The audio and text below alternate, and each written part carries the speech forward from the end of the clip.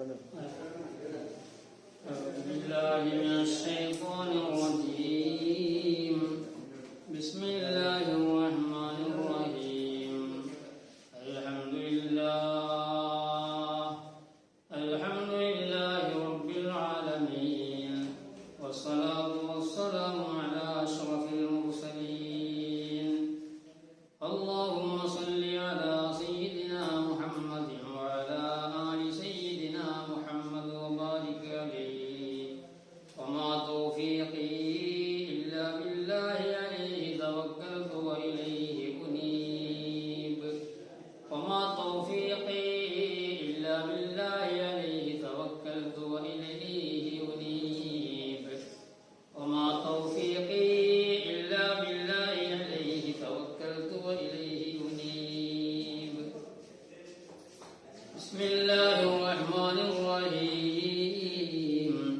تبت يدا أبي لهب وتب، ما أغنى عنه ماله وما كسب، سيصلى نارا ذات لهب، وامرأته حمالة الحطب، في جيدها حبل من مسد.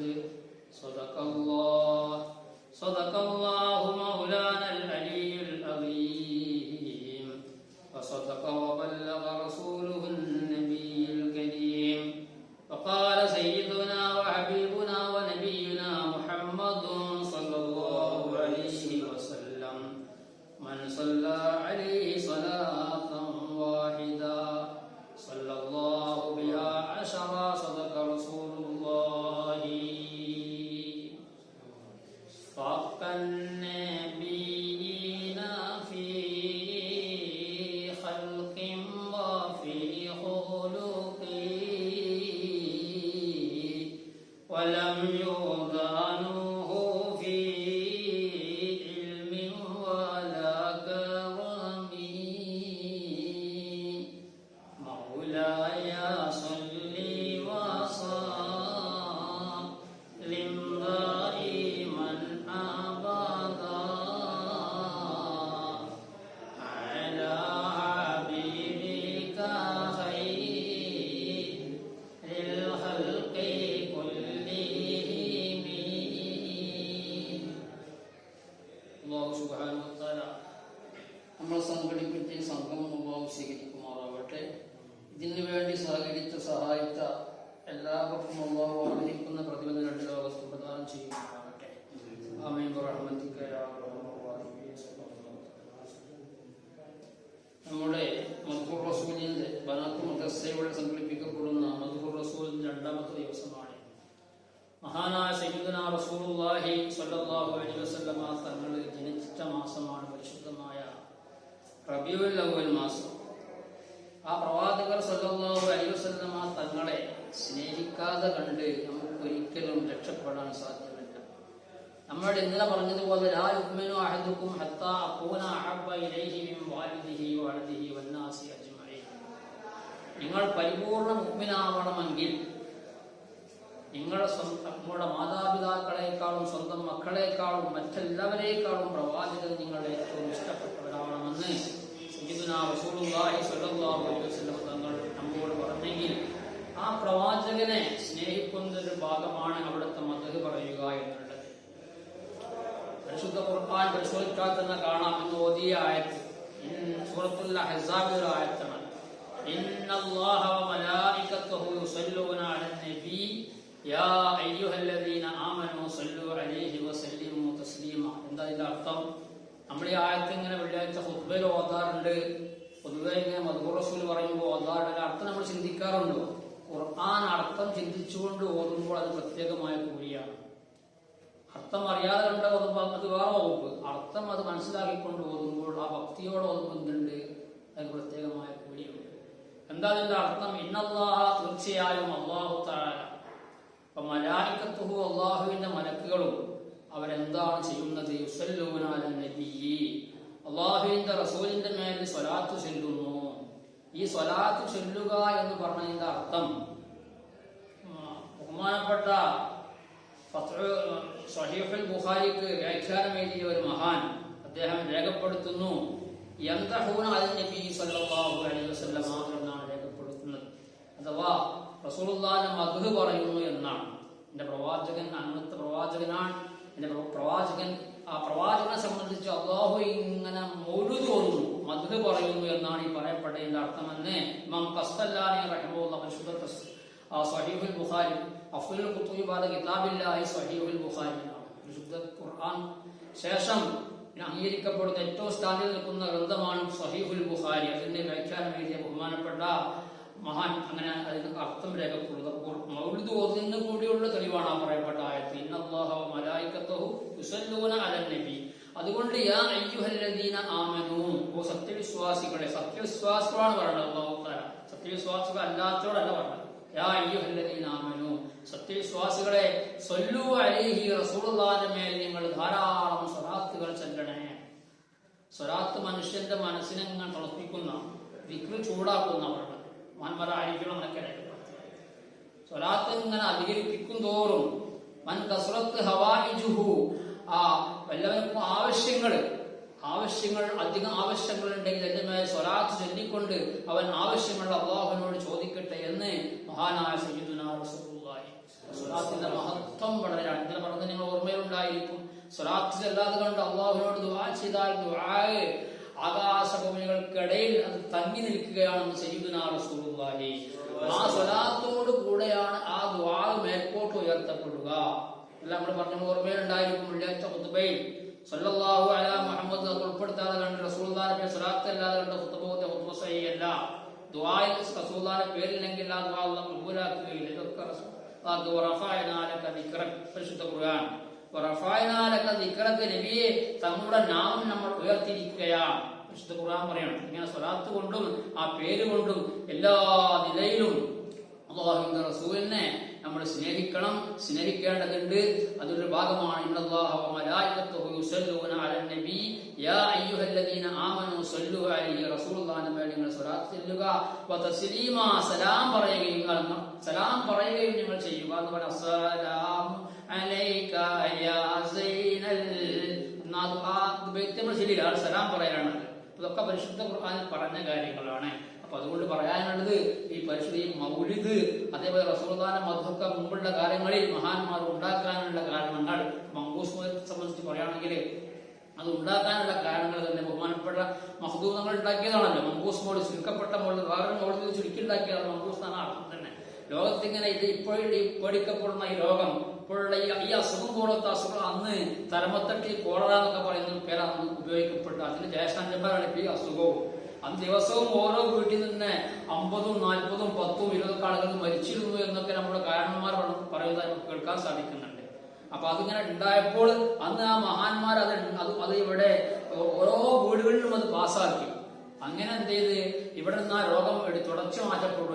നമുക്കതിനുള്ള വിശ്വാസവും കുറഞ്ഞു, നമ്മുടെ വീടുകളിൽ അത് ഓതലും കുറഞ്ഞു. അതുകൊണ്ട് എനിക്ക് ഈ സമയത്ത് റസൂലുള്ളാഹിന്റെ ഈ ജനിക്കപ്പെട്ട മാസത്തിൽ പറയാനുള്ള നിങ്ങൾ ചെയ്യേണ്ട കാര്യങ്ങൾ നമ്മുടെ എല്ലാ വീടുകളിലും റസൂലുള്ളാഹിന്റെ മദ്ഹ് പാരായണം ചെയ്യണം. നമ്മൾ മദ്രസയിൽ പഠിക്കുന്നവരൊക്കെ ശരിക്കും അറിയാം, അവർക്ക് മൗലിദൊക്കെ അറിയാം. ഞങ്ങളും കൂടെ നിന്നുകൊണ്ട് മഗ്‌രിബിക്ക് ശേഷം മൗലിദ് മജ്‌ലിസ് ഉണ്ടാക്കുക, സ്വലാത്ത് മജ്‌ലിസ് ഉണ്ടാക്കുക, അല്ലാഹുവിനോട് പ്രാർത്ഥിക്കുക. അതാണ് ഏക മാർഗം. നമുക്ക് ഈ രോഗത്തിൽ നിന്ന് നമുക്ക് രക്ഷപ്പെടാനുള്ള ഏക ഒരു മാർഗമാണ്. അല്ലാഹുവിന്റെ റസൂൽ തന്നെ പറഞ്ഞല്ലോ, വല്ലവർക്കും ആവശ്യങ്ങള്, അവന്റെ വിഷമങ്ങള്, അവന്റെ പ്രയാസങ്ങൾ നീങ്ങണമെങ്കിൽ എന്റെ മദ്ഹ്, എന്റെ മൗലിദ്, എന്റെ മേലുള്ള സ്വലാത്ത് അവൻ ചൊല്ലട്ടെ എന്ന് സയ്യിദുനാ റസൂലുള്ളാഹി സ്വല്ലല്ലാഹു അലൈഹി വസല്ലം പറയുകയുണ്ടായി. അപ്പൊ ഞാൻ ഓതിയ ആയത്തിലേക്ക് ഞാൻ പോവുകയാണ്. ഞാൻ ഓതിയ ആയത്ത് സൂറത്തുൽ ലഹബ് എന്ന് പറയുന്ന ഒരു സൂറത്താണ്. സൂറത്തുൽ ലഹബ് നമുക്കറിയാം. റസൂലുള്ളാഹി തങ്ങൾ ജനിച്ചതിനുള്ള സന്തോഷം കൊണ്ട് റസൂലുള്ളാഹിൽ വിശ്വസിക്കാത്ത ഒരു വ്യക്തിക്ക് പോലും നരക ശിക്ഷയിൽ നിന്ന് ഇളവ് കിട്ടി. ഇവിടെ മനസ്സിലാക്കേണ്ടേ നമ്മള് റസൂലുള്ളാഹി ജനിച്ചതിലുള്ള സന്തോഷം പങ്കിട്ടത് കൊണ്ട് തബ്ബത്തിയദാ അബീലഹബിൻ, പരിശുദ്ധ ഖുർആൻ പറയാം, തബ്ബത്തിയദാ അബീലഹബിൻ, അബൂലഹബിന്റെ 2 കരങ്ങളും നശിക്കട്ടെ നബിയെ, നശിക്കുകയും ചെയ്തു. എന്തിനാണ് ഈ കരം എന്ന് പറയുന്നത്? കൈകൾ എന്ന് പറയാനുള്ള അർത്ഥം എന്താ? മനുഷ്യന്റെ കൂടുതൽ പ്രവർത്തനങ്ങളും കൈകൾ കൊണ്ടാണ് ഉണ്ടാവുക. മൊത്തം ഒന്നാമത് ഉദ്ദേശമാണ് അബൂലഹബ് ഇപ്പോൾ നശിച്ചു പോകട്ടെ. ഇവിടെ കൈ പറയാനുള്ള കാരണം മനുഷ്യന്റെ കൂടുതൽ പ്രവർത്തനങ്ങളും കൈകൊണ്ടാണ് ഉണ്ടാവുക. തബ്ബത്ത് നശിക്കട്ടെ നബിയെ യഥാ അബീലഹബിൻ, അബൂലഹബിന്റെ ഒരു കരങ്ങളും നശിക്കട്ടെ നബിയെ നശിക്കുകയും ചെയ്തു. പരിശുദ്ധ ഖുർആൻ. അങ്ങനെ ഈ ആയത്ത് ഇറങ്ങിയ സംഭവം കേട്ടപ്പോൾ അബൂലഹബ് പറഞ്ഞത്രേ, എനിക്ക് മക്കളുണ്ട്, സമ്പത്തുണ്ട്, ഞാൻ അതുകൊണ്ട് രക്ഷപ്പെടും. എന്നാൽ അള്ളാഹു അങ്ങനെ ശിക്ഷിക്കുകയാണെങ്കിൽ എനിക്ക് ധാരാളം മക്കളുണ്ട്, ആ മക്കളെ കൊണ്ട് അതിന് രക്ഷപ്പെടാൻ സാധിക്കും. എനിക്ക് ധാരാളം സമ്പത്തുണ്ട്, അതുകൊണ്ട് രക്ഷപ്പെടാൻ സാധിക്കുമെന്ന് അബൂലഹബ് പറഞ്ഞപ്പോൾ പരിശുദ്ധ ഖുർആൻ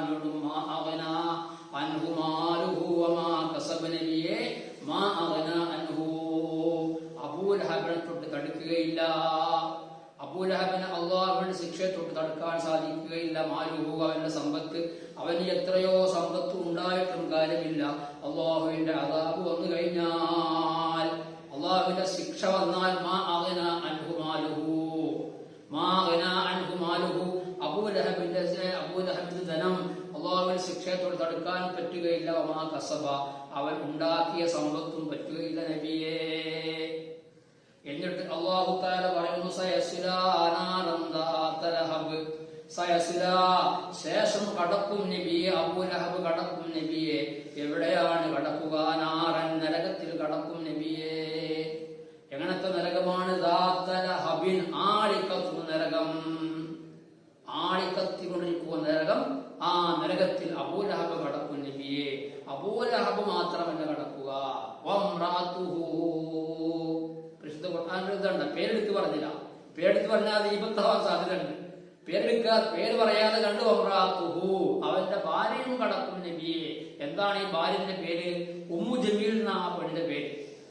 അവൾ വലിയ സൗന്ദര്യമുള്ള ആളെ പെണ്ണെന്ന് പറഞ്ഞത്. ഉമ്മു ജമീൽ എന്ന് പറഞ്ഞാല് അഴകിന്റെ ഉമ്മ. ഇത്രക്കും നല്ല സൗന്ദര്യമുള്ള സ്ത്രീയാകുന്നു ആ സ്ത്രീ.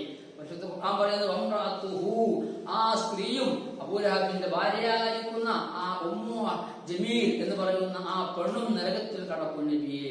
എന്താണ് ആ സ്ത്രീയുടെ പേര്? ഹമ്മാലത്തുൽ ഹത്തബ്. എന്താണ് ആ സ്ത്രീയുടെ ജോലി? ഹമ്മാലത്തുൽ ഹത്തബ്. ഹമ്മാലത്ത്, അവൾ ചുമന്നു കൊണ്ടുപോകുന്ന സ്ത്രീയാണ്. എന്തിനാ? അൽ ഹത്തബ്, വിറകിനെ. അള്ളാഹുവിന്റെ റസൂല് സുബഹിക്ക് പള്ളിയിലേക്ക് പോകുമ്പോൾ കാലിൽ തറക്കാൻ വേണ്ടിയിട്ട് ഈ തൊപ്പന്റെ ഉള്ളും മട്ടിലൊക്കെ എടുത്തുകൊണ്ടേക്ക് അതിന് എടുത്ത് ഏറ്റിക്കൊണ്ട് റസൂലുള്ളാഹി തങ്ങൾ പോകുന്ന ആ റൂട്ടിൽ കൊണ്ടുവിടുത്ത് ഇതിന് അള്ളാഹു റസൂലിന്റെ കാലിൽ തറക്കാൻ വേണ്ടിയിട്ട്, എന്നിട്ട് അവിടെ സന്തോഷം ലഭിക്കാൻ വേണ്ടി. ഇത്രയും വളരെയധികം റസൂലുള്ളാഹി ദ്രോഹിച്ച പെണ്ണായിരുന്നു അബൂലഹബിന്റെ ഭാര്യ.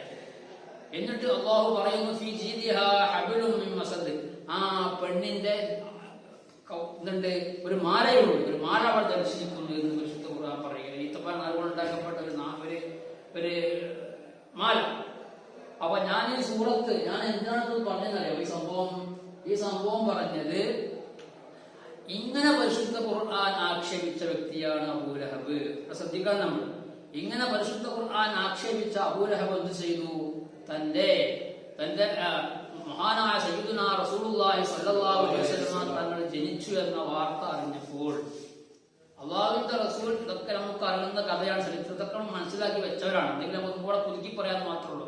അള്ളാഹുവിന്റെ റസൂൽ ജനിച്ചു എന്നുള്ള വാർത്ത അറിഞ്ഞപ്പോൾ എന്ത് ചെയ്തു? തന്റെ ദാസിയായ അടിമ സ്ത്രീയായ സുവൈബത്തുൽ അസ്ലമിയ എന്നുള്ള ഒരു വെള്ളാട്ടി സ്ത്രീ ഉണ്ടായിരുന്നു. അന്ന് അടിമ സ്ത്രീകളുടെ കാലാണ്. അപ്പൊ ഈ അബൂലഹബിനിക്ക് സുവൈബത്തുൽ അസ്ലമിയ എന്ന് പറയുന്ന ഒരു വെള്ളാട്ടി സ്ത്രീ ഉണ്ടായിരുന്നു. ആ സ്ത്രീ എന്ത് ചെയ്തു? അള്ളാഹുവിന്റെ റസൂല് പ്രസവിക്കപ്പെട്ടു എന്ന വാർത്ത അറിഞ്ഞപ്പോൾ എന്ത് ചെയ്തു? അവളെ സ്വതന്ത്രയാക്കി, അവളെ അടിമത്തത്തിൽ നിന്ന് മോചിപ്പിച്ചു. റസൂലുള്ളാഹിക്ക് എന്ത് ചെയ്തു? മുല കൊടുക്കുവാൻ വേണ്ടി എന്ത് ചെയ്തു? അവൾ പറഞ്ഞയച്ചു. ഇവിടെ നമ്മൾ ശ്രദ്ധിക്കേണ്ടത്, റസൂലുള്ളാഹി ജനിച്ച സന്തോഷത്തിൽ പങ്കുകൊണ്ടുകൊണ്ട് തന്റെ ദാസിയായിരിക്കുന്ന അടിമ സ്ത്രീയെ റസൂലുള്ളാഹിക്ക് മുല കൊടുക്കുവാൻ വേണ്ടി പറഞ്ഞയച്ചു. അങ്ങനെ ആ സന്തോഷത്തിൽ പങ്കിട്ടത് കാരണമായിട്ട് എന്തു ചെയ്തു? ഈ അബൂലഹബ് മരണപ്പെട്ടതിന് ശേഷം ആർക്കോ സ്വപ്നം കാണിക്കുകയാണ്.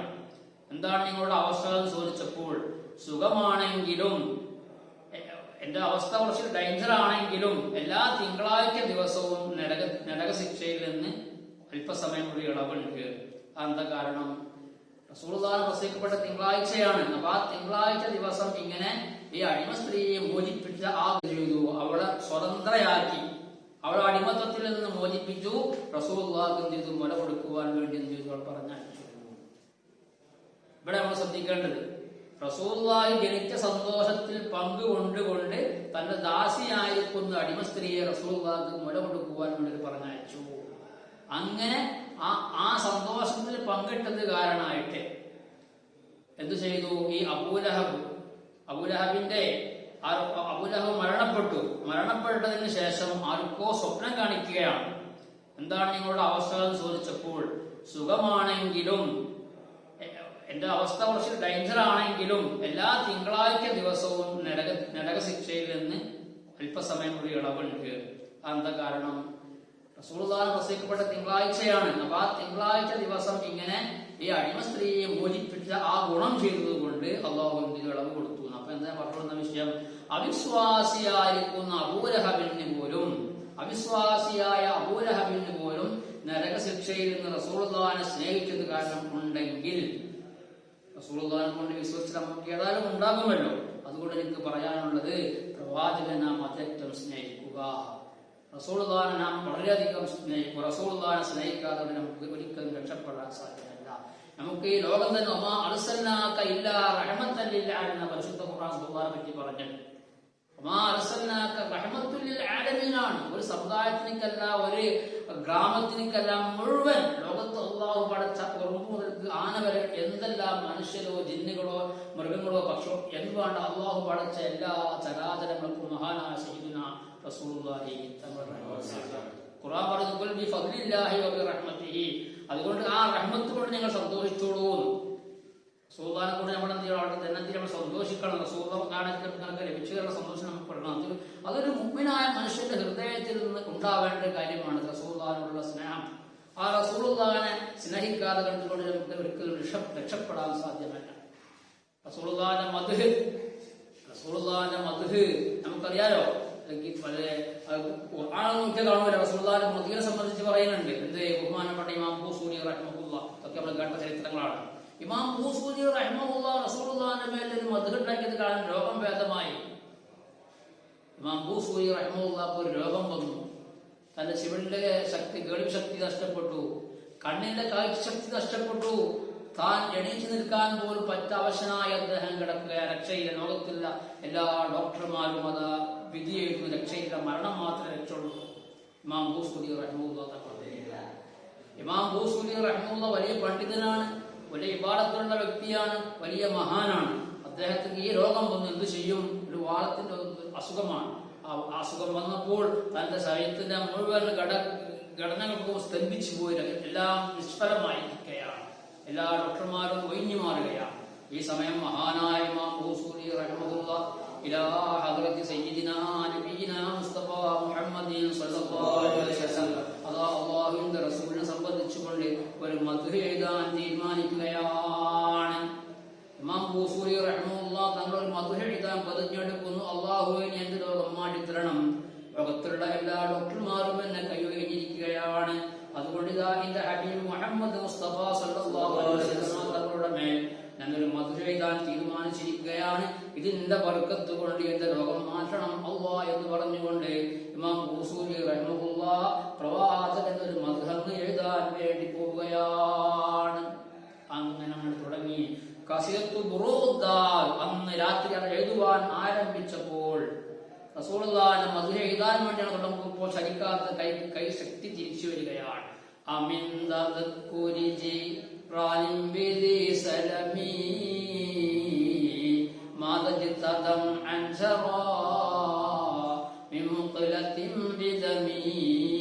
മുൻകാലങ്ങളിൽ അഫ്ദുലൊക്കെ എഴുതുമ്പോൾ ആ പരീക്ഷയ്ക്ക് ഇതാണ് ബുർദെടുത്തിരുന്നത്, ഈ അറബി സാഹിത്യത്തിൽ കൊടുത്തിരുന്നത്.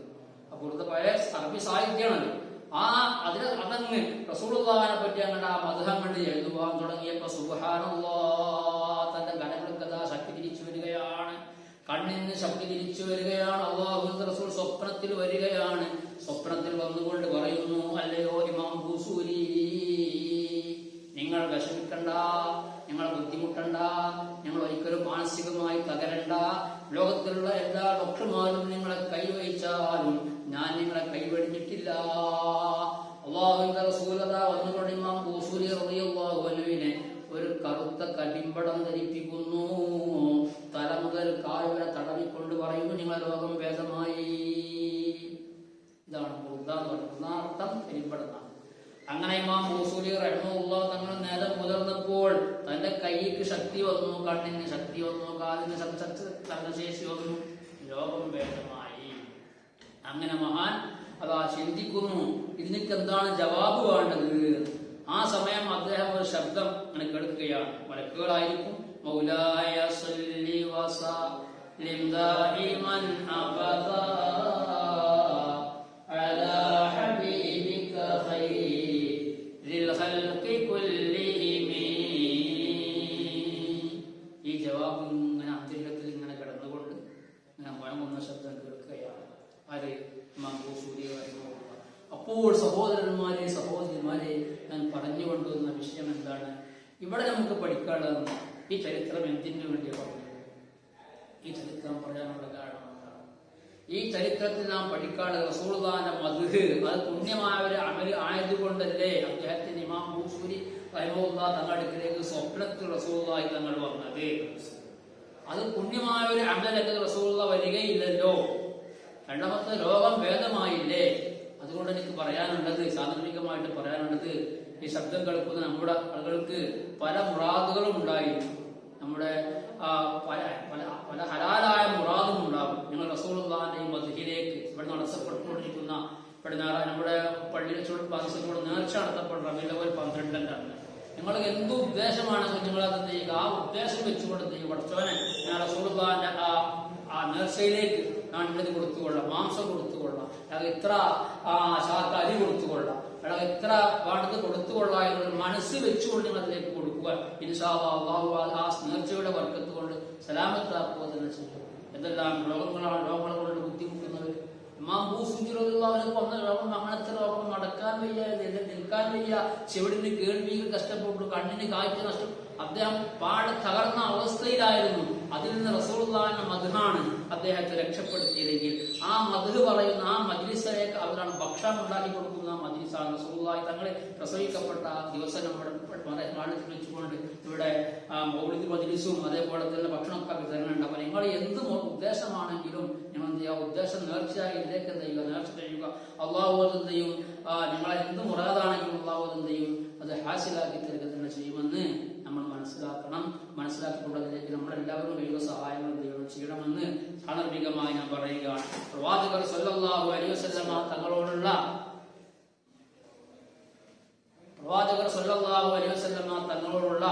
മറ്റൊരു അവിടത്തോടുള്ള സ്നേഹത്തിന്റെ മറ്റൊരു ഭാഗമാണ് അവിടെ നിന്ന് പറഞ്ഞ കാര്യങ്ങൾ. നിസ്കാരം നമ്മൾ കൃത്യമായിട്ട് എന്ത് ചെയ്യണം? നാം ചെയ്യണം. നിസ്കാരം നമ്മൾ ഒരിക്കലും ഉപേക്ഷിക്കാൻ പാടില്ല. നിസ്കാരം 5 വക്ത് നിസ്കാരം അള്ളാഹു നമുക്ക് ഫർളാക്കിയതാണ്. ആ നിസ്കാരം ഉപേക്ഷിച്ചുകൊണ്ടുള്ള ഒരു പ്രവർത്തനം നമ്മിൽ നിന്നും ഉണ്ടാവാൻ പാടില്ല. നിസ്കാരം കർശനമായിട്ട് റസൂലുള്ളാഹിയോടുള്ള സ്നേഹമാണ്. അതേപോലെ തന്നെ നമ്മുടെ ഭാര്യമാരെ വീട്ടിൽ വെച്ചുകൊണ്ട് നമ്മൾ മാത്രം നിസ്കരിച്ചാൽ പോരാ. നമ്മുടെ ഭാര്യമാരെ വീട്ടിൽ വെച്ചുകൊണ്ട് നമ്മൾ നിസ്കരിക്കുന്ന കാര്യം നമ്മൾ ശ്രദ്ധിക്കണം. യാ അയ്യുഹല്ലദീന ആമനൂ ഖൂ അൻഫുസകും വഅഹ്ലീകും നാറാ വഖൂദുഹാ അന്നാസു വൽ ഹിജാറാ എന്ന് പരിശുദ്ധ ഖുർആൻ പറയുകയാ. അയ്യുഹല്ലദീന ആമനൂ, സത്യവിശ്വാസികളെ, ഖൂ അൻഫുസകും, നിങ്ങൾ സ്വന്തം ശരീരം നിങ്ങൾ സൂക്ഷിക്കണം കേട്ടോ. വഅഹ്ലീകും, നിങ്ങൾ അഹ്ലികാര ശരീരവും സൂക്ഷിക്കണം. ഭാര്യമാര്, മക്കള് എല്ലാവരുടെയും ശരീരം നിങ്ങൾ സൂക്ഷിക്കണം കേട്ടോ. എന്തിനെ തൊട്ട് സൂക്ഷിക്കണം? നാറാ, നരകത്തിനെ തൊട്ട് നിങ്ങൾ സൂക്ഷിക്കണം. അല്ലാഹു പറയുകയാണ് എന്താണ് നരകം? വഖൂദുഹാ അന്നാസു വൽ ഹിജാറാ,